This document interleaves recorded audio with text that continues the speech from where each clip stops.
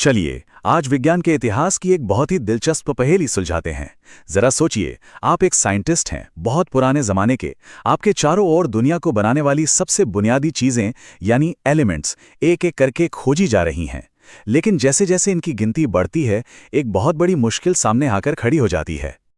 और यही वो सवाल था जो उस जमाने के साइंटिस्ट के दिमाग में घूम रहा था।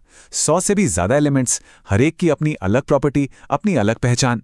अब किसी एक इंसान के लिए इन सबको याद रखना और समझना तो लगभग नामुमकिन था। ये कुछ ऐसा था मानो आप एक बहुत बड़ी लाइब्रेरी में हो, जहां किताबें तो हजारों हैं पर कोई सिस्टम ही नहीं है। आप कोई खास किताब ढूंढेंगे कैसे?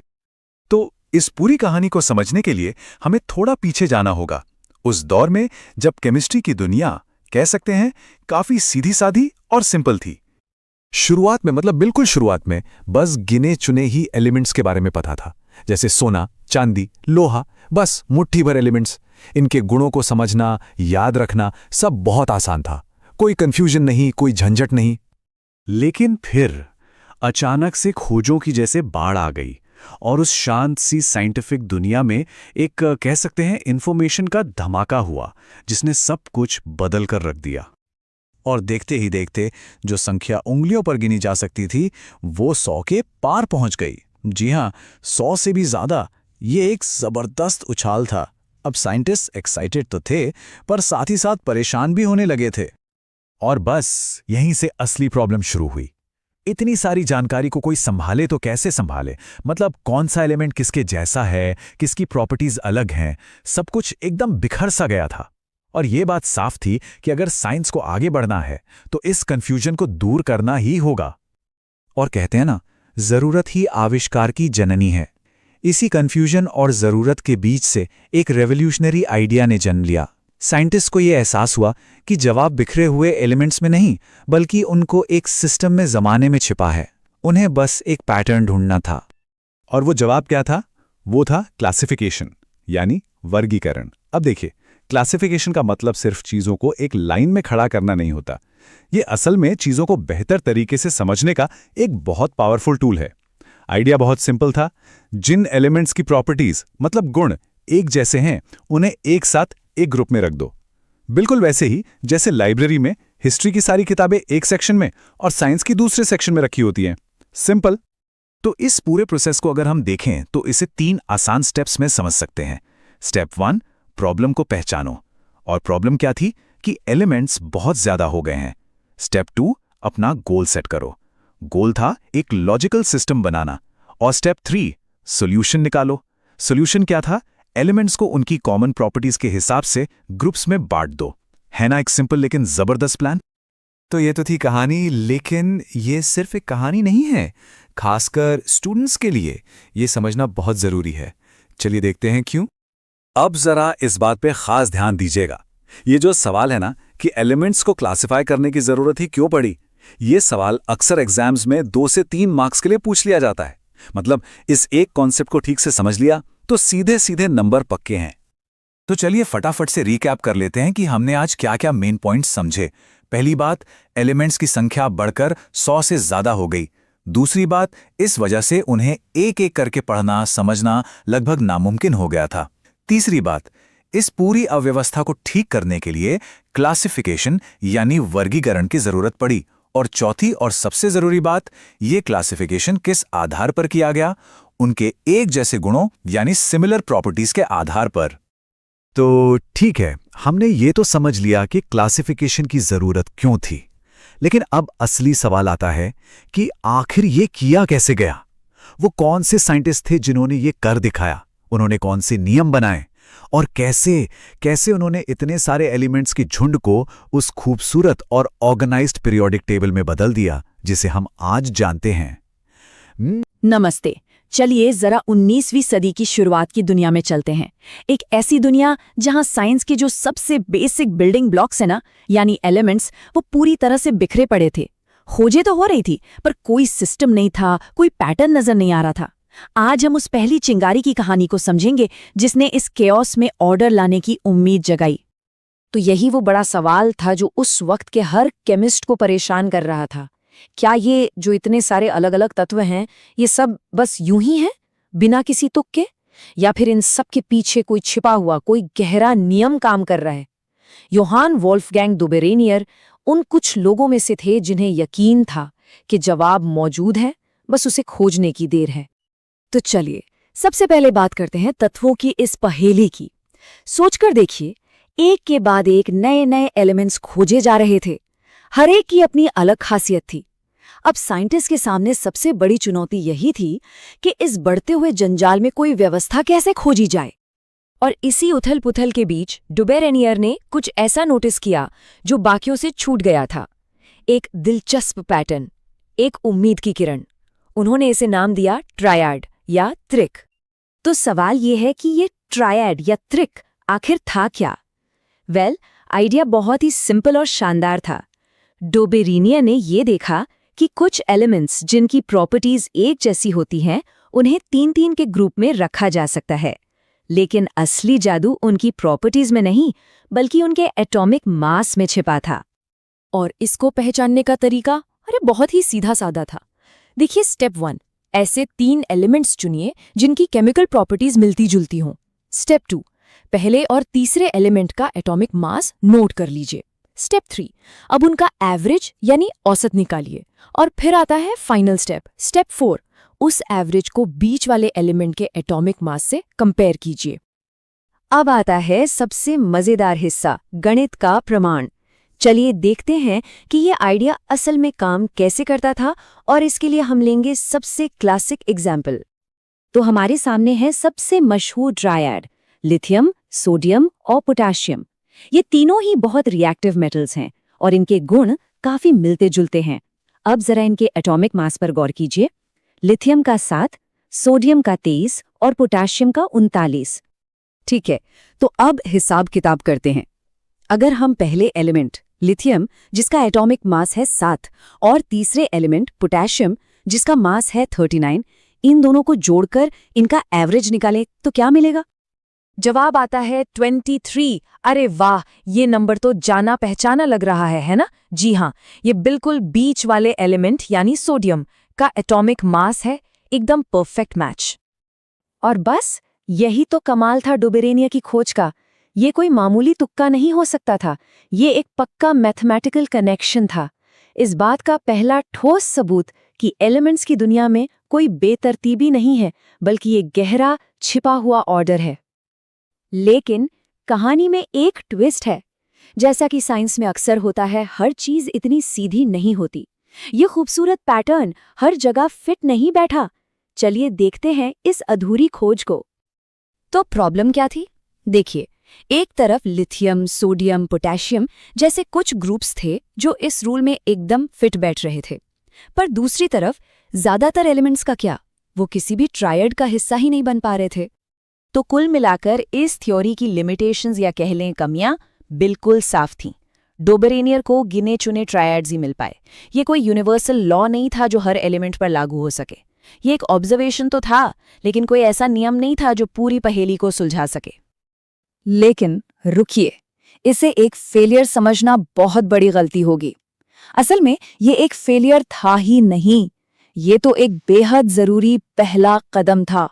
डुबेरेनियर ने पहली बार ये दिखाया था कि एलिमेंट्स की प्रॉपर्टीज और उनके एटॉमिक मास के बीच एक मैथमेटिकल रिश्ता हो सकता है। उन्होंने एक रास्ता दिखाया था जिस पर आगे चलकर दूसरों को मंजिल तक पहुंचना था। तो डुबेरेनियर ने एक दरवाजा तो खोल दिया था। उन्होंने ये साबित कर दिया था कि एक पैटर्न तो है, भले ही अभी अधूरा है। तो अब सवाल ये उठता है कि इस कहानी को आगे कौन ले गया? किसने इस अधूरे काम को उठाया और हमें विज्ञान के सबसे पावरफुल नक्शे यानी पीरियोडिक टेबल के और करीब पहुंचाया? क्या कभी सोचा है कि ब्रह्मांड के सबसे बड़े रहस्य शायद हमारी आंखों के ठीक सामने ही छिपे हों, बस उन्हें देखने के लिए एक अलग नजरिए की जरूरत होती है। आज हम विज्ञान के इतिहास के एक ऐसे ही कमाल के अध्याय को खंगालेंगे जहां केमिस्ट्री और म्यूजिक का एक ऐसा अनोखा संगम हुआ जिसके बारे में किसी ने सोचा भी नहीं था। तो चलिए शुरू करते हैं और उस एक सवाल की तह तक जाते हैं जिसने एक जमाने में वैज्ञानिकों को सचमुच हैरान करके रख दिया था। ये बात है 19वीं सदी की, जब वैज्ञानिक अलग अलग तत्वों को समझने में जुटे हुए थे। उनके मन में एक बड़ा सवाल था, क्या इन सबके बीच कोई पैटर्न है, कोई लय है? क्या कुदरत किसी धुन पर काम कर रही है? और बस यहीं पर जॉन न्यूलैंड्स एक जबरदस्त आइडिया के साथ सामने आए। उन्होंने कहा, अरे अगर हम तत्वों को उनके बढ़ते हुए एटॉमिक मास के हिसाब से एक लाइन में लगा दें तो हर 8वें एलिमेंट की प्रॉपर्टीज पहले वाले से मिलने लगती हैं, बिल्कुल वैसे ही जैसे म्यूजिक में सारे गामा पा धा नी के बाद वापस सा आ जाता है। ये आइडिया जितना सुनने में सिंपल था उतना ही हैरान करने वाला भी। चलिए देखते हैं कि आखिर ये काम कैसे करता था और न्यूलैंड्स इस नतीजे तक पहुंचे कैसे। जरा सोच कर देखिए, न्यूलैंड्स ने उस वक्त तक खोजे गए सारे एलिमेंट्स को लिया और एक एक करके उनके एटॉमिक मास के हिसाब से उन्हें तरतीब देना शुरू कर दिया। जैसे जैसे वो ये लिस्ट बनाते गए, उन्होंने हर एलिमेंट की खासियत पर गौर किया और धीरे धीरे उनकी आंखों के सामने एक कमाल का पैटर्न उभरने लगा। और ये पैटर्न वाकई में बहुत शानदार था। ऐसा लग रहा था मानो प्रकृति ने खुद इन तत्वों के लिए कोई म्यूजिकल स्कोर लिख दिया हो। ये बिखरी हुई चीजों में एक व्यवस्था खोजने जैसा था, जो साइंस की दुनिया के लिए एक बहुत बहुत बड़ी बात थी। अच्छा, ये नियम कैसे काम करता है, इसका एक बढ़िया सा उदाहरण देखते हैं। मान लीजिए हम मैग्नीशियम से गिनती शुरू करते हैं और लिस्ट में 8 कदम आगे जाते हैं तो हम पहुंचते हैं कैल्शियम पर। और मजे की बात यह है कि इन दोनों की केमिकल प्रॉपर्टीज गजब की हद तक एक जैसी हैं। मतलब उनका बर्ताव, उनका दूसरे एलिमेंट्स के साथ रिएक्ट करने का तरीका, सब कुछ एक जैसा था। ये सिर्फ एक इत्तेफाक तो नहीं हो सकता था। लेकिन जैसा कि विज्ञान में अक्सर होता है, हर खूबसूरत थियोरी की अपनी कुछ हदें होती हैं और न्यूलैंड्स के संगीत में भी कुछ सुर बेसुरे थे। बहुत जल्द ये साफ हो गया कि न्यूलैंड्स का ये बेहतरीन आइडिया 100% सही नहीं था। जैसे जैसे साइंटिफिक कम्युनिटी ने इसे और बारीकी से जांचा परखा, इसकी कमियां एक एक करके सामने आने लगी। देखिए, इसकी सबसे बड़ी प्रॉब्लम ये थी कि ये नियम सिर्फ हल्के एलिमेंट्स पर ही फिट बैठता था। कैल्शियम के बाद जैसे ही भारी एलिमेंट्स की बारी आई, ये 8 सुरों वाला पैटर्न पूरी तरह से बिखर गया। जो नए नए तत्व खोजे जा रहे थे, उनके लिए तो इस संगीत में कोई जगह ही नहीं थी। तो क्या इसका मतलब ये हुआ कि न्यूलैंड्स का आइडिया बेकार था? क्या ये विज्ञान के इतिहास में बस एक गलती बनकर रह गया? नहीं, बिल्कुल भी नहीं। विज्ञान में ना कभी-कभी गलत दिशा में उठाया गया एक कदम भी हमें सही रास्ते के बहुत करीब ले आता है।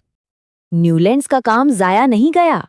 भले ही उनका नियम अधूरा था, पर उन्होंने ही पहली बार दुनिया को ये दिखाया कि एलिमेंट्स में एक पीरियोडिसिटी है, यानी एक खास अंतराल के बाद गुणों का दोहराव होता है। और जानते हैं, यही वो चिंगारी थी जिसने दिमित्री मेंडलीव जैसे वैज्ञानिकों को मॉडर्न पीरियोडिक टेबल बनाने के लिए प्रेरित किया। तो ये एक बहुत जरूरी पहला कदम था। तो आखिर में सवाल यही रह जाता है, न्यूलैंड्स की कहानी हमें सिखाती है कि तरक्की हमेशा एक सीधी लाइन में नहीं होती। कभी-कभी एक शानदार लेकिन अधूरा आइडिया ही उस महान खोज की नींव रख जाता है जो आगे चलकर पूरी दुनिया को बदल देती है। सोचिए, अगर दुनिया के सारे गाने बिना किसी तरतीब के बिखरे पड़े होते तो कैसा होता? कुछ ऐसी ही हालत थी केमिस्ट्री की दुनिया की। तत्वों की एक उलझी हुई बेतरतीब लिस्ट। लेकिन फिर एक जीनियस ने इस शोर के बीच एक संगीत, एक पैटर्न खोज निकाला। आज हम उसी की कहानी समझने जा रहे हैं। तो आज हम जो इतनी सजी सजाई पीरियोडिक टेबल देखते हैं, क्या वो हमेशा से ऐसी ही थी? जवाब है नहीं, बिल्कुल नहीं। एक वक्त था जब वैज्ञानिकों के पास बस तत्वों की एक बिखरी हुई लिस्ट थी जिसमें कोई लॉजिक या कोई पैटर्न नजर नहीं आता था। तो चलिए अपने पहले हिस्से की तरफ बढ़ते हैं, तत्वों को व्यवस्थित करना। मेंडलीव से पहले की केमिस्ट्री को ऐसे समझिए जैसे कोई पहेली हो जिसके सारे टुकड़े तो बिखरे पड़े हैं, लेकिन डिब्बे पर कोई तस्वीर ही नहीं है कि आखिर बनाना क्या है। तत्व तो पता थे, पर उनके बीच का गहरा कनेक्शन एक राज बना हुआ था। और फिर मेंडलीव का वो क्रांतिकारी आइडिया सामने आया, आवर्त नियम। उनका कहना था कि अगर तत्वों को उनके एटॉमिक मास यानी परमाणु द्रव्यमान के बढ़ते क्रम में लगाया जाए तो कमाल की बात यह है कि उनके गुण एक फिक्स्ड इंटरवल के बाद खुद को दोहराने लगते हैं, बिल्कुल संगीत की धुन की तरह। अब आते हैं दूसरे हिस्से पे, और ये वाकई कमाल का है, मेंडलीव की शानदार भविष्यवाणियां। यहीं पर मेंडलीव ने कुछ ऐसा किया जो उस वक्त के लिए बहुत ही हिम्मत वाला और सच कहें तो विवादास्पद भी था। उन्होंने अपनी टेबल में जानबूझकर खाली जगहें छोड़ दी। तो क्या ये कोई गलती थी? उस समय के कई बड़े वैज्ञानिकों को तो यही लगा। क्या उनकी टेबल अधूरी थी या वो कोई भूल कर रहे थे? इस एक कदम ने उनके पूरे काम पर एक बड़ा सवालिया निशान लगा दिया था। लेकिन नहीं, ये कोई गलती नहीं थी। ये तो विज्ञान के इतिहास की सबसे जबरदस्त भविष्यवाणियों में से एक थी। मेंडलीव का दावा था, देखो यहाँ एक तत्व है जिसे अभी खोजा नहीं गया है और मेरा नियम ये बता सकता है कि उसके गुण कैसे होंगे। और मेंडलीव की सारणी की जो उपलब्धियां थीं वो वाकई में अभूतपूर्व थीं। पहली बात, इसने एक जैसे गुण वाले तत्वों को एक साथ ग्रुप कर दिया। दूसरी, इसने उन तत्वों के लिए सोची समझी खाली जगह छोड़ी जो तब तक मिले ही नहीं थे। और सबसे शानदार बात, इसने उन गायब तत्वों के गुणों की एकदम सटीक भविष्यवाणी भी की, जैसे कि गैलियम और जर्मेनियम, जिन्हें उन्होंने तब नाम दिया था एका एल्यूमिनियम और एका सिलिकॉन। और जब ये तत्व बाद में खोजे गए और उनके गुण बिल्कुल वैसे ही निकले, तो मेंडलीव के सिद्धांत को जबरदस्त पहचान मिली। लेकिन कहानी यहीं खत्म नहीं होती। चलिए तीसरे भाग की ओर बढ़ते हैं, सारणी की सीमाएं। देखिए, ये टेबल एकदम परफेक्ट नहीं थी। कुछ पहेलियां थी जो अनसुलझी रह गईं, जैसे हाइड्रोजन को कहाँ रखा जाए ये साफ नहीं था। फिर थे आइसोटोप्स, मतलब एक ही तत्व के अलग अलग वजन वाले रूप, उनके लिए तो कोई तार्किक जगह ही नहीं थी। और कुछ जगहों पर, जैसे तेल्यूरियम और आयोडीन, उनका क्रम परमाणु द्रव्यमान के हिसाब से गलत लग रहा था, जो कि नियम के खिलाफ जाता था। तो इन गड़बड़ियों की जड़ क्या थी? असल में समस्या थी परमाणु द्रव्यमान। मेंडलीव ने अपनी पूरी सारणी इसी पर बनाई थी, पर यह प्रकृति का असली बुनियादी नियम नहीं था। विज्ञान को अभी एक और गहरी सच्चाई खोजनी बाकी थी, और वो थी एटॉमिक नंबर, यानी एक एटम में प्रोटॉन की संख्या। असल में वही तत्वों की असली पहचान है। और अब हम पहुंचते हैं अपने चौथे और आखिरी हिस्से पर, एक स्थायी वैज्ञानिक विरासत। ये जो बात है ना, ये पूरी कहानी का निचोड़ है। मेंडलीव की सारणी कोई आखिरी जवाब नहीं थी, ये एक नक्शा था। हाँ, एक ऐसा नक्शा जो शायद हर गली नुक्कड़ नहीं दिखाता था, लेकिन उसने आने वाली पीढ़ियों को खजाने तक पहुंचने का सही रास्ता जरूर दिखाया। और ये हमें एक बहुत बड़े सवाल पर लाकर छोड़ता है, विज्ञान की तरक्की के लिए ज्यादा जरूरी क्या है, एक सही जवाब पा लेना या फिर एक ऐसा दमदार सवाल पूछना जो हमें और भी बेहतर जवाबों की तरफ ले जाए। मेंडलीव की सारणी ने सच पूछे तो दोनों काम किए, और शायद इसीलिए आज भी इसे विज्ञान की सबसे बड़ी उपलब्धियों में से एक माना जाता है। कभी सोचा है कि हमारे आसपास की हर चीज, मतलब ये हवा, ये पानी, दूर टिमटिमाते तारे, आखिर बने किस चीज से हैं? इसका जवाब एक बहुत ही खूबसूरत चार्ट में छुपा है। तो आज हम आधुनिक आवर्त सारणी को सिर्फ एक साइंस की टेबल की तरह नहीं, बल्कि पूरे ब्रह्मांड के एक नक्शे के तौर पर देखने वाले हैं। तो जरा सोचिए उस चुनौती के बारे में। अगर ब्रह्मांड के सारे मूल तत्व सामने रख दिए जाएं और उन्हें एक सही, एक तर्कसंगत तरीके से जमाने को कहा जाए, तो ये कितनी बड़ी पहेली होगी। खैर, ये वो पहेली है जिसे वैज्ञानिकों ने सुलझाया है। और इस बड़ी पहेली को सुलझाने की शुरुआत कहाँ से होती है? जाहिर है, इसके सबसे छोटे, सबसे जरूरी टुकड़ों को समझने से, और वो टुकड़े हैं तत्व। सोना, ऑक्सीजन, कार्बन, ये सिर्फ नाम नहीं है, ये वो बुनियादी ईंटें हैं जिनसे हम सब, हमारी ये धरती और वो दूर के सितारे, सब कुछ बना है। ये समझ लीजिए कि ये ब्रह्मांड के बिल्डिंग ब्लॉक्स हैं। लेकिन इतने सारे अलग अलग ब्लॉक्स को एक साथ रखें तो रखें कैसे, ताकि उनका कोई मतलब निकल सके? इस सारी उलझन का, इस पूरी जटिलता का हल एक बहुत ही हैरत अंगेज रूप से सरल नियम में छिपा था। एक ऐसा आइडिया जिसने तत्वों को देखने का हमारा नजरिया ही हमेशा हमेशा के लिए बदल दिया। और वो क्रांतिकारी नियम था आधुनिक आवर्त नियम।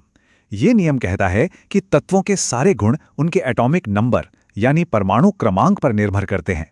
देखिए, पहले वैज्ञानिक सोचते थे कि एटॉमिक वेट, मतलब परमाणु भार, सब कुछ है, पर असली चाबी तो कुछ और ही निकली, परमाणु क्रमांक, यानी किसी तत्व के केंद्र में प्रोटॉन की संख्या। बस ये छोटा सा बदलाव और सारी चीजें अपनी सही जगह पर आ गई। तो बस यही है वो एक लाइन जो सब कुछ बदल देती है। सब कुछ परमाणु क्रमांक पर है। हर एक तत्व की पहचान, उसका बर्ताव, सब कुछ बस इसी एक नंबर से तय होता है। ये वो चाबी है जो पूरी टेबल का ताला खोल देती है। तो जब इस एक नियम को आधार बनाया गया ना, तो जो तस्वीर सामने आई वो कमाल की थी। एक खूबसूरत, एक तर्कसंगत संरचना। चलिए इसी संरचना पर एक नजर डालते हैं। सबसे पहले नजर जाती है लेटी हुई लाइनों पर, मतलब हॉरिजॉन्टल पंक्तियों पर। पूरी टेबल में ऐसी 7 पंक्तियां हैं। इन्हें कहते हैं आवर्त या पीरियड्स। हर एक आवर्त एक नए एनर्जी लेवल की शुरुआत दिखाता है। और फिर हैं खड़ी लाइनें, ऊपर से नीचे। ऐसे 18 कॉलम हैं। इन्हें हम समूह या ग्रुप्स कहते हैं। और सच कहूं तो असली जादू वो यही छिपा है। इसे समझने का एक बहुत अच्छा तरीका है एक कैलेंडर के बारे में सोचना। सोचिए, कैलेंडर में जैसे दिन होते हैं, संडे, मंडे, ये हो गए कॉलम, और तारीखें पंक्तियों में आगे बढ़ती हैं, है ना? बिल्कुल वैसे ही यहाँ समूह और आवर्त काम करते हैं। आवर्त में जब हम बाईं से दाईं जाते हैं तो परमाणु क्रमांक बढ़ता जाता है, और समूह में ऊपर से नीचे आने पर तत्वों के गुणों में एक खास पैटर्न नजर आता है। और इस पूरी संरचना का, इस पूरी जमावट का जो सबसे खूबसूरत नतीजा निकला वो ये है कि ये सिर्फ एक लिस्ट नहीं है, नहीं, ये तो तत्वों के परिवारों का एक नक्शा है। यही तो कमाल है इस पूरी व्यवस्था का। एक ही ग्रुप में, मतलब एक ही खड़े कॉलम में जितने भी तत्व हैं ना, उनके गुण आपस में बहुत मिलते जुलते हैं, बिल्कुल एक परिवार के सदस्यों की तरह। जैसे ग्रुप 1 में लिथियम और सोडियम को ले लीजिए। दोनों ही नर्म धातुएं हैं जो पानी से मिलते ही रिएक्ट करती हैं। ये अरेंजमेंट इतना सटीक है कि ये तत्वों को धातु, अधातु और उपधातु में भी एकदम साफ साफ बांट देता है। तो अब ये साफ है ना कि आवर्त सारणी सिर्फ तत्वों की एक गिनती नहीं है, ये कहानी है, रिश्तों की कहानी। एक ऐसा नक्शा है जहां हर तत्व की अपनी एक तय जगह है और अपने पड़ोसियों के साथ उसका एक खास रिश्ता भी। और इसी वजह से हम तत्वों के बर्ताव के बारे में भविष्यवाणी भी कर सकते हैं। और यहीं पे आकर बात और भी दिलचस्प हो जाती है। ये टेबल सिर्फ उसका हिसाब नहीं रखती जो हम खोज चुके हैं, नहीं, ये तो भविष्य का नक्शा भी है। ये उन खाली जगहों की तरफ इशारा करती है जहां नए तत्व अपनी खोज का इंतजार कर रहे हैं। तो सवाल ये उठता है कि इस ब्रह्मांड के विशाल खाके में अगला टुकड़ा कहां और कब मिलेगा? कभी सोचा है पीरियोडिक टेबल में एलिमेंट्स को जिस तरह रखा गया है उसके पीछे कोई राज है? आज हम इसी रहस्य की एक परत खोलने वाले हैं। हम पीरियोडिक टेबल की एक लाइन के पार एक सफर पर निकलेंगे और देखेंगे कि एलिमेंट्स के गुण कैसे एक पैटर्न में बदलते हैं। चलिए शुरू करते हैं। तो सबसे बड़ा सवाल वो ये है कि अगर हम पीरियोडिक टेबल की किसी भी पंक्ति में बाएं से दाएं चलें तो होता क्या है? क्या एलिमेंट्स वैसे के वैसे ही रहते हैं या उनमें कोई दिलचस्प पैटर्न देखने को मिलता है?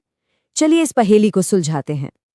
अब देखिए, किसी भी सफर पर निकलने से पहले एक नक्शा तो चाहिए ही, है ना? और हमारी इस केमिस्ट्री की यात्रा का नक्शा है खुद पीरियोडिक टेबल। तो चलिए पहले अपने इस नक्शे की बनावट को समझ लेते हैं। इस नक्शे पे ना 7 सीधी लेटी हुई लाइनें दिखेंगी। केमिस्ट्री की भाषा में इन्हीं लाइनों को आवर्त या पीरियड कहा जाता है, और आज हम इन्हीं में से एक रास्ते पर चलने वाले हैं। तो सीधी सी बात है, एक आवर्त का मतलब है एक हॉरिजॉन्टल रो।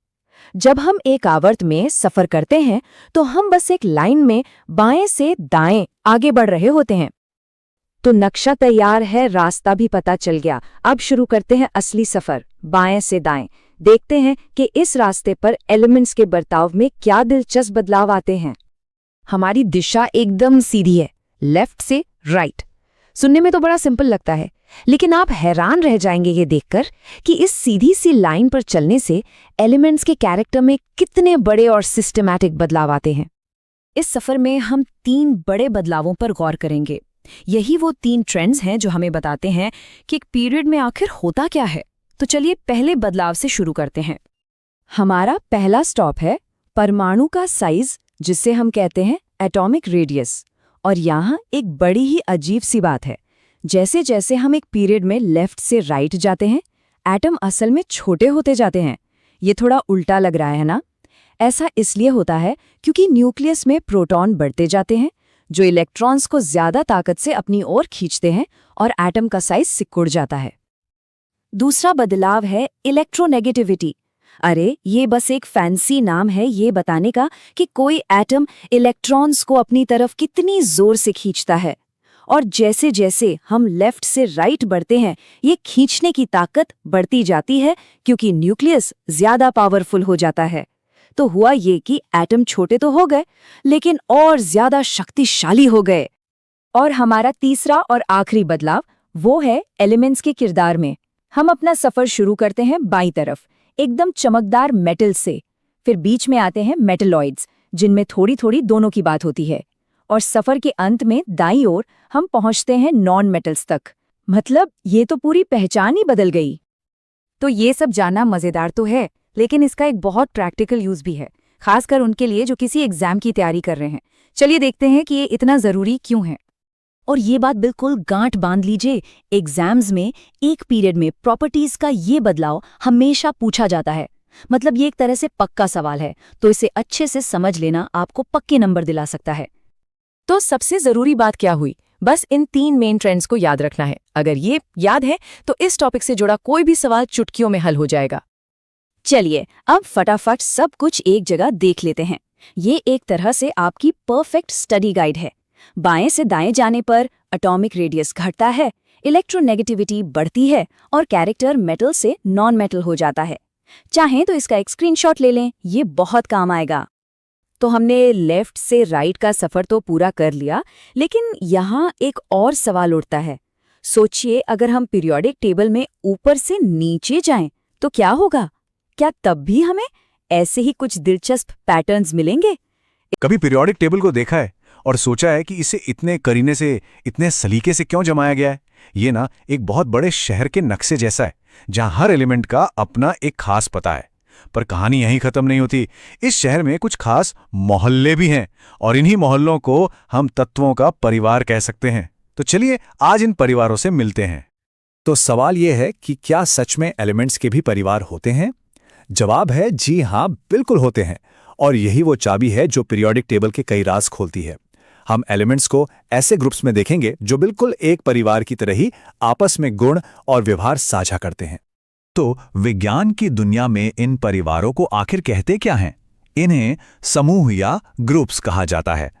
अगर पीरियोडिक टेबल पर एक नजर डालें तो ये वो सीधी खड़ी लाइनें हैं जो ऊपर से नीचे की तरफ जाती हैं।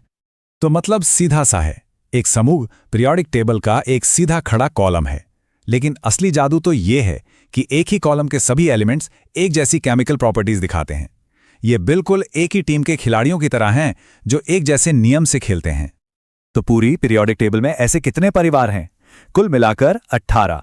जी हां, 118 से भी ज्यादा एलिमेंट्स को सिर्फ इन 18 परिवारों में इतनी खूबसूरती से बांटा गया है। लेकिन सबसे बड़ा सवाल तो ये है कि ऐसा क्यों है? आखिर क्यों एक ही ग्रुप के एलिमेंट्स एक जैसा बर्ताव करते हैं? इसके पीछे ना एक गहरा वैज्ञानिक राज छिपा है।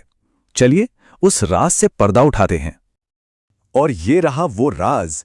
एक ही ग्रुप के एलिमेंट्स में संयोजी इलेक्ट्रॉन यानी वैलेंस इलेक्ट्रॉन्स की संख्या एक जैसी होती है।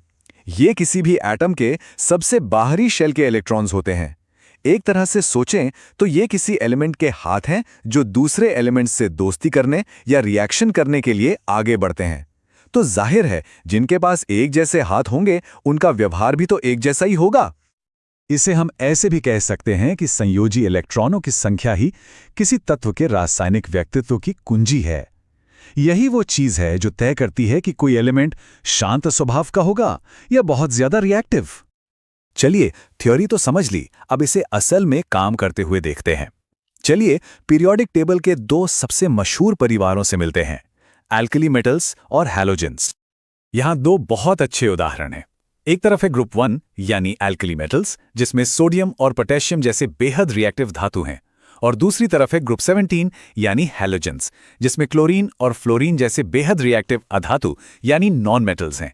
दिलचस्प बात यह है कि दोनों ही परिवार बहुत ज्यादा रिएक्टिव हैं, लेकिन बिल्कुल अलग अलग तरीकों से, और ये सारा खेल उनके वैलेंस इलेक्ट्रॉनों का ही है। तो इस पूरी बातचीत से वो कौन सी जरूरी बातें हैं जिन्हें हमें याद रखना है? चलिए एक बार फटाफट दोहरा लेते हैं। पहली बात, पीरियोडिक टेबल में 18 सीधे खड़े कॉलम होते हैं जिन्हें हम समूह कहते हैं। दूसरी बात, एक ही समूह के एलिमेंट्स का केमिकल बिहेवियर एक जैसा होता है। और तीसरी और सबसे जरूरी बात, ये समानता इसलिए है क्योंकि उनके वैलेंस इलेक्ट्रॉन्स की संख्या एक जैसी होती है। बस ये एक सुनहरा नियम याद रखना है। तो अब जाते जाते एक सवाल। आज हमने ऊपर से नीचे जाने वाले कॉलम्स यानी समूहों की बात की, लेकिन उन लेटी हुई पंक्तियों का क्या जो बाएं से दाएं जाती हैं? उन्हें क्या कहते हैं और वो हमें एलिमेंट्स के बारे में क्या बताती हैं? शायद ये हमारी अगली खोज का विषय हो सकता है। ये जो केमिकल एलिमेंट्स यानी तत्वों की दुनिया है, कभी-कभी बहुत बड़ी और उलझी हुई लगती है ना? पर क्या हो अगर इस पूरी दुनिया को हम एक बहुत ही आसान से समझने लायक नक्शे पर उतार सके? तो चलिए आज मिलकर यही करते हैं। तो हमारा सबसे बड़ा सवाल यही है, इतने सारे तत्वों के बीच एक सिंपल सा ऑर्डर, एक व्यवस्था कैसे खोजें? हम एक ऐसा नक्शा बनाने वाले हैं जो इस कॉम्प्लेक्स दुनिया को एकदम आसान बना देगा। चलिए शुरू करते हैं। तो हमारे नक्शे पर सबसे पहला और सबसे बड़ा इलाका है धातुओं का, यानी कि मेटल्स का। इनको हमारे एलिमेंटल मैप का मेन एरिया समझिए, जो सबसे ज्यादा जगह घेरता है। अच्छा, तो ये विशाल इलाका है कहाँ? देखिए, धातुएं हमारे मैप के लगभग पूरे लेफ्ट साइड और सेंटर पर फैली हुई हैं। इसे याद रखना बहुत आसान है। पीरियोडिक टेबल का ज्यादातर हिस्सा धातुओं से ही तो भरा है। ठीक है, तो हमने मैप का बड़ा हिस्सा देख लिया। अब जरा नक्शे के उस पार दूसरे छोर पे चलते हैं। यहाँ हमें एक बिल्कुल अलग ही इलाका मिलता है, अधातुओं का, यानी कि नॉन मेटल्स का। दोनों के बीच ना एक एकदम साफ बंटवारा है। जहां धातुएं लेफ्ट और बीच में हैं, वहीं अधातुएं ठीक उसके ऑपोजिट यानी राइट साइड में अपनी जगह बनाती हैं। ये हमारे नक्शे का पहला बड़ा और क्लियर डिवीजन है। वैसे किसी भी नक्शे का सबसे दिलचस्प हिस्सा अक्सर उसकी बाउंड्रीज होती हैं, है ना? जहां दो अलग अलग दुनियाएं एक दूसरे से मिलती हैं। हमारे इस एलिमेंटल मैप में भी एक ऐसी ही मजेदार बाउंड्री है। तो सवाल ये उठता है कि धातुओं और अधातुओं के इन दो बड़े बड़े इलाकों के ठीक बीच में आखिर है क्या? वो कौन सी चीज है जो उन्हें अलग भी करती है और शायद जोड़ती भी है? और जवाब है एक जिगजैग लाइन। हाँ, ये कोई सीधी लकीर नहीं है, बल्कि एक टेढ़ी मेढ़ी सी बाउंड्री है। और इसी बाउंड्री पर हमें मिलते हैं उपधातु यानी मेटलॉइड्स। मजे की बात यह है कि इनमें धातुओं और अधातुओं दोनों के गुण होते हैं। यही जिगजैग लाइन हमारे नक्शे की असली सीमा है। और बस इसी के साथ हमारा ये सिंपल सा एलिमेंटल मैप अब पूरा हो चुका है। हमने 3 खास इलाकों को पहचान लिया है। तो चलिए अब इस पूरे नक्शे पर एक फाइनल नजर डालते हैं। तो हमारे नक्शे का निचोड़ क्या है? बहुत सिंपल। धातुएं यानी मेटल्स लेफ्ट साइड और बीच में, अधातुएं यानी नॉन मेटल्स एकदम राइट साइड में, और उपधातु यानी मेटलॉइड्स ठीक उन दोनों के बीच उसी जिगजैग लाइन पर। बस यही तो है हमारा तात्विक मानचित्र। ये देखने में एक बहुत साधारण सा नक्शा लग सकता है, लेकिन यकीन मानिए, तत्वों की दुनिया को समझने के लिए ये एक बहुत ही पावरफुल शुरुआत है। ये स्ट्रक्चर हमें सिर्फ ये देखकर ही तत्वों के गुणों का अंदाजा लगाने में मदद करता है कि वो नक्शे पर हैं कहाँ। और आखिर में एक सवाल, ये जो सिंपल सा बंटवारा हमने देखा, ये हमें खुद उन तत्वों के बर्ताव और उनके गुणों के बारे में क्या बताता है? मतलब इस आसान से दिखने वाले नक्शे के पीछे आखिर कौन से गहरे केमिकल राज छिपे हो सकते हैं? ये सोचने के लिए एक दिलचस्प सवाल है। जब हम पीरियोडिक टेबल को देखते हैं तो पहली नज़र में ये सिर्फ तत्वों की एक लिस्ट लगती है ना? लेकिन असल में ये एक खजाने का नक्शा है। एक ऐसा नक्शा जो हमें बताता है कि तत्व एक दूसरे के साथ कैसे पेश आते हैं। तो आज हम इसी नक्शे के कुछ सबसे दिलचस्प पैटर्न या कहें कि छिपे हुए राज खोलने वाले हैं। कभी सोचा है कि सोडियम को पानी में डालते ही वो फट क्यों जाता है, जबकि ठीक उसके बगल वाला मैग्नीशियम इतना शांत रहता है? या फिर फ्लोरीन इतना ज्यादा रिएक्टिव क्यों है? इन सारे सवालों का जवाब पीरियोडिक टेबल के अंदर छिपे हुए इन पैटर्न्स में ही है। चलिए आज इसे ही समझते हैं। इन्हीं बदलावों को, जो एक अंदाजे के मुताबिक होते हैं, हम ट्रेंड्स या रुझान कहते हैं। और ये ट्रेंड्स हमें किसी भी तत्व के व्यवहार की भविष्यवाणी करने में मदद करते हैं। आज हम 2 सबसे जरूरी और बुनियादी ट्रेंड्स पर ध्यान देंगे। एक तो ये कि किसी परमाणु का साइज कितना बड़ा होता है, और दूसरा ये कि उसकी इलेक्ट्रॉन को अपनी तरफ खींचने की ताकत कितनी है। तो ये वैद्युत ऋणात्मकता यानी इलेक्ट्रोनेगेटिविटी आखिर है क्या? इसे एक तरह का चुंबकीय खिंचाव समझिए। मतलब जब 2 परमाणु आपस में जुड़ते हैं तो जिस परमाणु की वैद्युत ऋणात्मकता ज्यादा होती है वो साझे इलेक्ट्रॉनों को अपनी ओर ज्यादा जोर से खींचता है, और यही गुण तय करता है कि कोई तत्व कितना ज्यादा रिएक्टिव होगा। दूसरा गुण है परमाणु का आकार, जिसे हम परमाणु त्रिज्या या एटॉमिक रेडियस से नापते हैं। ये बस परमाणु के केंद्र यानी न्यूक्लियस से उसके सबसे बाहरी इलेक्ट्रॉन तक की दूरी है। इससे हमें ये पता चलता है कि एक परमाणु कितनी जगह घेरता है, और ये बात सीधे सीधे उसके रासायनिक व्यवहार पर असर डालती है। तो चलिए अपना सफर शुरू करते हैं। सबसे पहले देखते हैं कि जब हम पीरियोडिक टेबल में बाएं से दाएं यानी एक ही लाइन में, जिसे आवर्त कहते हैं, आगे बढ़ते हैं तो क्या होता है। देखिए, जैसे ही हम एक आवर्त में बाएं से दाएं जाते हैं, एक बहुत अजीब बात होती है। परमाणु छोटे होते जाते हैं। अब ऐसा इसलिए होता है क्योंकि नाभिक में प्रोटॉन बढ़ रहे होते हैं, जो इलेक्ट्रॉनों को और भी ज्यादा ताकत से अपने ओर खींचते हैं। और जैसे जैसे परमाणु का आकार छोटा होता है, उनकी इलेक्ट्रॉन खींचने की ताकत यानी वैद्युत ऋणात्मकता बढ़ जाती है। तो सीधा सा हिसाब है, छोटा आकार ज्यादा ताकत। तो इसे याद रखने का एक बहुत ही आसान तरीका है, जब भी एक आवर्त में बाएं से दाएं जाएंगे, परमाणु का आकार घटेगा और वैद्युत ऋणात्मकता बढ़ेगी। ये एक बहुत जरूरी उल्टा रिश्ता है जिसे समझना ही होगा। अच्छा, आवर्त की कहानी तो समझ आ गई। अब देखते हैं कि जब हम एक कॉलम में, जिसे समूह कहते हैं, ऊपर से नीचे की तरफ जाते हैं, तब क्या होता है। यहाँ पर ट्रेंड बिल्कुल उल्टा हो जाता है। जैसे जैसे हम एक समूह में नीचे उतरते हैं, इलेक्ट्रॉनों के लिए नए कोश मतलब नए घर जुड़ते जाते हैं।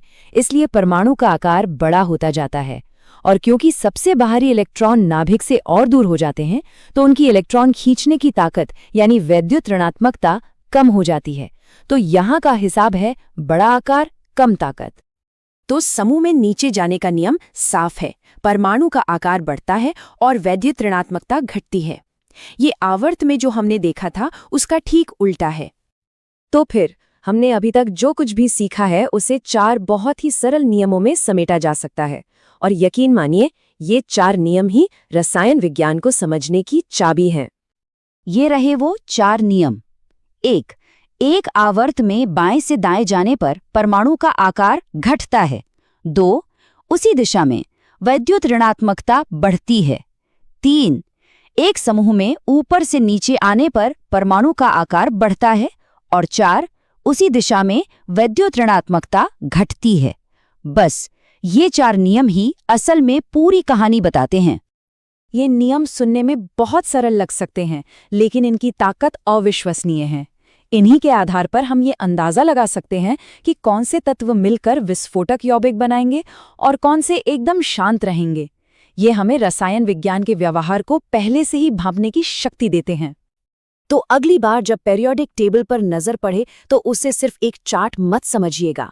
ये एक कोड है जो इस ब्रह्मांड को बनाने वाले बिल्डिंग ब्लॉक्स के व्यवहार को कंट्रोल करता है। अब सवाल ये है, इन सरल नियमों को जानने के बाद रसायन विज्ञान का अगला कौन सा रहस्य सुलझाना चाहेंगे? आवर्त सारणी को देखकर अक्सर लगता है कि ये सिर्फ तत्वों का एक चार्ट है ना? पर असल में ये एक खजाने के नक्शे जैसा है। और आज हम मिलकर इस नक्शे को पढ़ना सीखेंगे और जानेंगे इसके अंदर छिपे हुए राज, खास तौर पर तत्वों के गुणों के बारे में। तो सबसे बड़ा सवाल यही उठता है कि आवर्त सारणी में किसी तत्व की जो जगह है वो उसके बारे में आखिर बताती क्या है। हर तत्व की अपनी एक खास जगह तय है, और यकीन मानिए ये यूं ही नहीं है। ये जगह उसके स्वभाव, उसके बर्ताव और उसके सारे गुणों के सुरागों से भरी पड़ी है। तो फिर इस सवाल का जवाब ढूंढने के लिए सबसे पहले हमें इस कमाल के नक्शे को मतलब आवर्त सारणी को पढ़ना सीखना होगा। हम समझेंगे कि इसे बनाया कैसे गया है, तत्व कैसे अपनी अपनी जगह पर रखे गए हैं। तो चलिए इस मजेदार सफर की शुरुआत करते हैं। ठीक है, तो अब जरा इसमें और गहराई से चलते हैं। इस पूरे विश्लेषण का जो मेन आइडिया है वो ये है कि आवर्त सारणी को एक नक्शे की तरह समझिए। और जैसा किसी भी नक्शे में होता है, इसमें भी दिशाएं हैं, ऊपर, नीचे, बाएं, दाएं। और मजे की बात यह है कि हर दिशा में चलने का एक नियम है, एक पैटर्न है जो हमें बताता है कि तत्वों के गुण कैसे बदलेंगे। तो हमारे इस नक्शे पर जो सबसे पहला नियम हम देखेंगे वो है धात्विक गुण, या जिसे कहते हैं मेटालिक कैरेक्टर। ये हमें बताता है कि कोई तत्व कितना धातु जैसा है, जैसे लोहा या सोना होता है ना, बिल्कुल वैसा। चलिए देखते हैं कि इसका असल में मतलब क्या है। तो साइंटिफिक भाषा में कहें तो ये धात्विक गुण है क्या? ये असल में किसी तत्व की अपने बाहरी इलेक्ट्रॉन को आसानी से छोड़ देने और एक पॉजिटिव चार्ज वाला आयन, जिसे हम धनायन कहते हैं, बनाने की आदत है। सीधी सी बात है, जो तत्व अपने इलेक्ट्रॉन को जितनी ढीली पकड़ से रखता है वो उतनी ही आसानी से उसे खो देता है, और हम कहते हैं कि उसका धात्विक गुण उतना ही ज्यादा है। और यहां आते हैं हमारे नक्शे के 2 सबसे जरूरी नियम। जब हम आवर्त सारणी में बाएं से दाएं जाते हैं, यानी एक पीरियड में आगे बढ़ते हैं, तो धात्विक गुण कम होता जाता है। ऐसा इसलिए क्योंकि न्यूक्लियस का चार्ज बढ़ता है और वो इलेक्ट्रॉनों को और कसकर खींचने लगता है। लेकिन जब हम किसी ग्रुप में ऊपर से नीचे जाते हैं तो ये गुण बढ़ता है। क्यों? क्योंकि नए इलेक्ट्रॉन के शेल जुड़ते जाते हैं, जिससे बाहरी इलेक्ट्रॉन न्यूक्लियस से दूर हो जाते हैं और उन्हें खोना आसान हो जाता है। चलिए अब कहानी को पलटते हैं और देखते हैं कि इसका ठीक उल्टा गुण कैसे काम करता है। अब हमारा फोकस होगा अधात्विक गुण यानी नॉन मेटालिक कैरेक्टर के चलन पर। और जैसा कि शायद सोचा भी जा सकता है, अधात्विक गुण धात्विक गुण का एकदम उल्टा है। ये किसी तत्व के इलेक्ट्रॉन लेने की आदत है और एक नेगेटिव आयन या ऋणायन बनाने की। ये उन तत्वों का गुण है जो अपने इलेक्ट्रॉन शेल को पूरा करने के लिए बेताब रहते हैं। अगर धात्विक गुण का नियम समझ आ गया है तो इसका अंदाजा लगाना कोई मुश्किल काम नहीं है। और देखिए, अंदाजा बिल्कुल सही निकला। अधात्विक गुण एक पीरियड में बाएं से दाएं जाने पर बढ़ता है, क्योंकि मजबूत न्यूक्लियस का खिंचाव इलेक्ट्रॉनों को अपनी तरफ खींचना आसान बना देता है, और एक ग्रुप में नीचे जाने पर घटता है। ये धात्विक गुण के चलन का एकदम उल्टा है। तो अब जब हमने दोनों नियमों को अलग अलग समझ लिया है, तो चलिए अब इन सबको एक साथ रखते हैं और पूरी तस्वीर को देखते हैं। अब सब कुछ साफ हो जाएगा। ये जो टेबल है, ये हमारे इस एलिमेंटल मैप के लिए समझिए एक तरह की चीट शीट है। ये कितनी खूबसूरती से दिखाती है कि कैसे धात्विक और अधात्विक गुण एक दूसरे के साथ तालमेल में चलते हैं। वे एक दूसरे के एकदम विपरीत हैं, चाहे हम पीरियड में चलें या ग्रुप में। ये केमिस्ट्री की अपनी अंदरूनी व्यवस्था का एक बहुत ही सरल लेकिन जबरदस्त उदाहरण है। तो जो सबसे जरूरी बात याद रखने वाली है वो ये है, धात्विक और अधात्विक गुण ये दोनों एक दूसरे की परछाई की तरह हैं। जहां एक बढ़ता है वहीं दूसरा घटता है। बस यही एक चीज आवर्त सारणी की खूबसूरती और उसके छिपे हुए ऑर्डर को दिखाती है। और अब इस सफर के आखिर में एक छोटी सी चुनौती। अब तक हमने जो कुछ भी सीखा है उसे ध्यान में रखते हुए हमारे इस नक्शे पर सबसे ज्यादा धात्विक तत्व, मतलब समझिए कि तत्वों का राजा कहां मिलेगा। क्या वो ऊपर दाईं तरफ छिपा है या फिर नीचे बाईं ओर? इस सवाल का जवाब खोजने से ही आवर्त सारणी के पूरे स्ट्रक्चर का राज खुल जाएगा। केमिस्ट्री की दुनिया में ना एलिमेंट्स सिर्फ अक्षर नहीं होते, वो एक भाषा बोलते हैं, और उस भाषा का ग्रामर वो है वैलेंसी। ये एक तरह का सीक्रेट कोड है जो बताता है कि कौन सा एलिमेंट किसके साथ जुड़ेगा, कैसे रिएक्ट करेगा और कैसे हमारे आसपास की हर चीज बनेगी। तो चलिए आज इसी कोड को डिकोड करते हैं। कभी सोचा है पानी बनाने के लिए हमेशा हाइड्रोजन के 2 एटम और ऑक्सीजन का एक ही एटम क्यों लगता है? या फिर नमक, उसमें हमेशा सोडियम और क्लोरीन ही क्यों होते हैं? इन सब का जवाब एक बहुत ही सिंपल से सवाल में छिपा है कि किसी एलिमेंट की जुड़ने की, कंबाइन होने की पावर क्या है, और इसी पावर को, इसी शक्ति को हम कहते हैं वैलेंसी। ठीक है, तो शुरू करते हैं। सबसे पहले तो यही समझते हैं कि आखिर ये वैलेंसी चीज क्या है और ये इतनी जरूरी क्यों है। तो ये वैलेंसी आखिर है क्या? इसे ना एलिमेंट्स की सोशल कैपेसिटी की तरह समझ सकते हैं। मतलब ये बस एक नंबर है जो बताता है कि कोई एक एटम दूसरे एटम्स के साथ कितने हाथ मिला सकता है, यानी कितने केमिकल बॉन्ड बना सकता है। कुछ एलिमेंट्स बहुत सोशल होते हैं तो कुछ को अकेले रहना पसंद है। बस यही उनकी वैलेंसी डिसाइड करती है। और मजे की बात यह है कि वैलेंसी कोई बहुत बड़ा राज नहीं है। ये सीधे सीधे पीरियोडिक टेबल में एलिमेंट के एड्रेस, मतलब उसके ग्रुप नंबर से जुड़ी हुई है। अगर किसी एलिमेंट का ग्रुप पता है ना, तो उसकी कंबाइनिंग पावर का अंदाजा लगाना बहुत आसान हो जाता है। यह केमिस्ट्री का एक कमाल का शॉर्टकट है जो बहुत सारी रटने वाली मेहनत से बचाता है। तो चलिए अब थोड़ा और आगे बढ़ते हैं और देखते हैं कि ये रूल बनता कैसे है। आखिर वो क्या चीज है जो किसी एलिमेंट के ग्रुप को उसकी कंबाइनिंग पावर से जोड़ देती है। और इस पूरे खेल का सीक्रेट है वैलेंस इलेक्ट्रॉन्स। ये वो इलेक्ट्रॉन्स हैं जो किसी एटम के सबसे बाहरी शेल में घूमते हैं और असल में सारे केमिकल रिएक्शंस में यही हिस्सा लेते हैं। इनका नंबर ही ये डिसाइड करता है कि कोई एटम कितने इलेक्ट्रॉन देगा, लेगा या फिर शेयर करेगा। सिंपल भाषा में कहें तो वैलेंस इलेक्ट्रॉन्स ही वैलेंसी की असली चाबी हैं। बहुत थ्योरी हो गई, अब इस रूल को एक्शन में देखते हैं।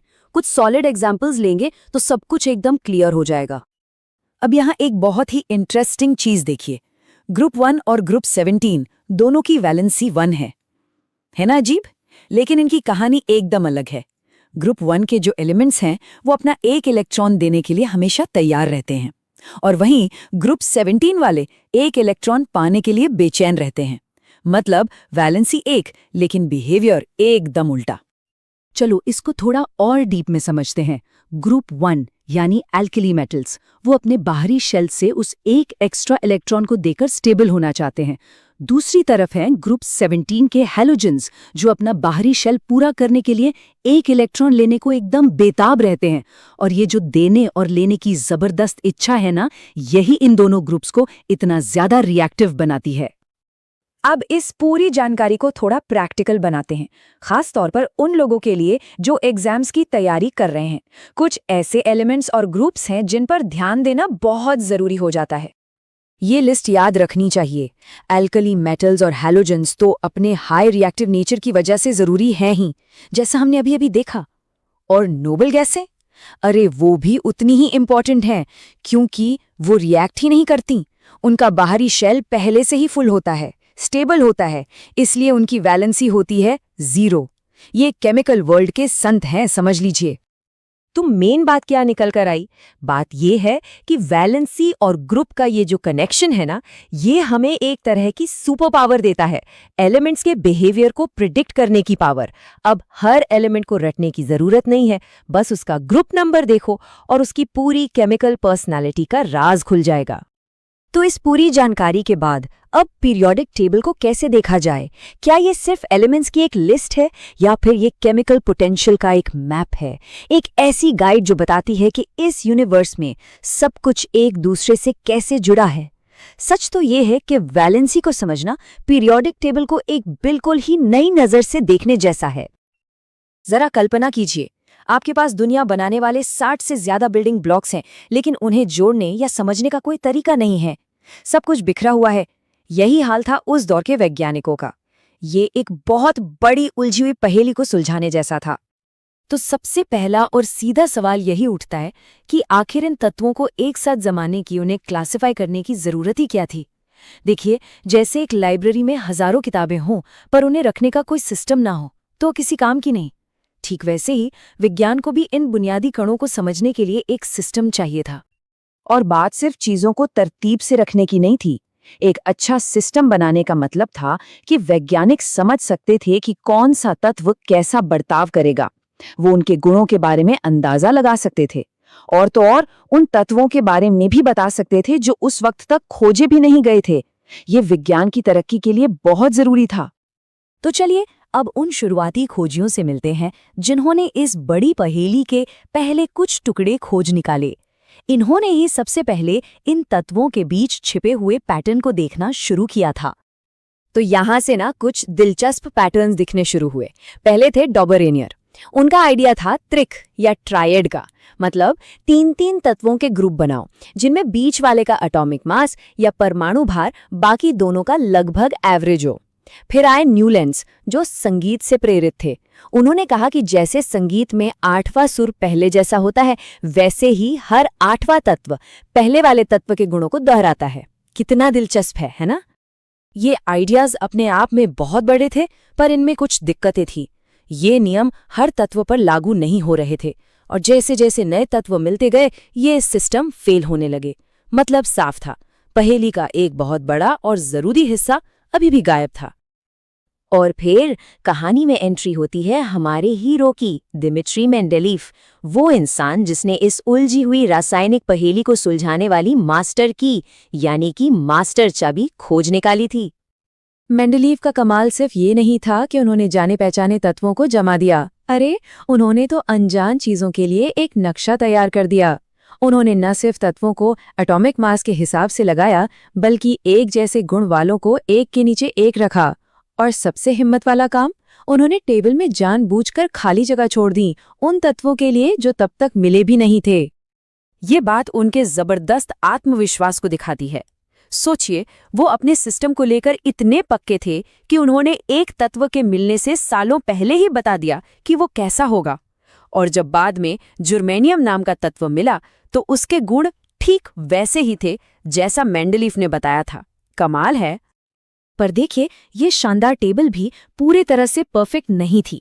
कुछ जगहों पर सही गुण मिलाने के लिए मेंडेलीफ को एटॉमिक मास का क्रम तोड़ना पड़ा। फिर आइसोटोप्स, यानी एक ही तत्व के अलग अलग वजन वाले रूप, उनके लिए कोई सही जगह नहीं थी। और हाइड्रोजन को कहाँ रखा जाए, ये तो एक बड़ी पहेली ही बनी हुई थी।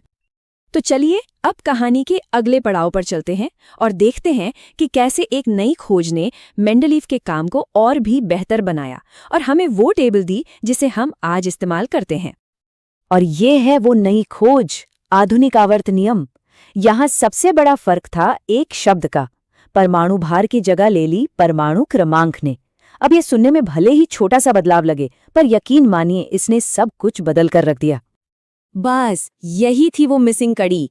हेनरी मोज़ले ने ये साबित किया कि किसी तत्व की असली पहचान उसके एटॉमिक मास से नहीं, बल्कि उसके एटॉमिक नंबर यानी उसकी न्यूक्लियस में मौजूद प्रोटॉन्स की संख्या से होती है। जैसे ही तत्वों को इस नए नंबर के हिसाब से लगाया गया, मेंडेलीव की टेबल की सारी गड़बड़ियां, सारी परेशानियां अपने आप सुलझ गईं। कोबाल्ट और निकल अपनी सही जगह पर आ गए और टेबल एकदम परफेक्ट हो गई। तो अब जब ये नक्शा पूरा हो गया है, तो चलिए देखते हैं कि इससे कौन कौन से खजाने मिलते हैं। ये टेबल सिर्फ तत्वों की एक लिस्ट नहीं है, ये उनके व्यवहार को समझने का एक जबरदस्त टूल है। इस टेबल की बनावट ही कमाल की है। ये खुद एक गाइड की तरह है। अगर हम किसी भी लाइन में बाएं से दाएं चलें तो हम मेटल्स यानी धातुओं से शुरू करते हैं और धीरे धीरे नॉन मेटल्स यानी अधातुओं तक पहुंच जाते हैं। मेटालिक कैरेक्टर हमारी आंखों के सामने बदलता हुआ दिखता है। और ऐसा ही एक पैटर्न तब दिखता है जब हम किसी कॉलम में ऊपर से नीचे जाते हैं। एटम का साइज यानी परमाणु का आकार बड़ा होता जाता है। क्यों? क्योंकि हर स्टेप पर एटम में एक नई इलेक्ट्रॉन की परत जुड़ जाती है। ज्यादा पढ़ते मतलब बड़ा एटम। सब कुछ कितना लॉजिकल है ना? और आखिर में इस टेबल को मान लीजिए कि 4 मोहल्लों या ब्लॉक में बांटा गया है, S, P, D और F। हर ब्लॉक की अपनी अलग पहचान है, जो इस बात पर निर्भर करती है कि तत्व का सबसे बाहरी इलेक्ट्रॉन किस तरह के घर में रहता है, और यही चीज उनके खास रासायनिक व्यवहार को तय करती है। आज हमारे पास 118 खोजे हुए तत्व हैं और हमारी पीरियोडिक टेबल पूरी भरी हुई दिखती है। लेकिन क्या कहानी यहीं खत्म हो जाती है? शायद नहीं। वैज्ञानिक आज भी लैब में नए और भी भारी तत्व बनाने की कोशिश में लगे हैं। तो कौन जाने, शायद ये अंत नहीं बल्कि एक नए और रोमांचक अध्याय की बस शुरुआत है।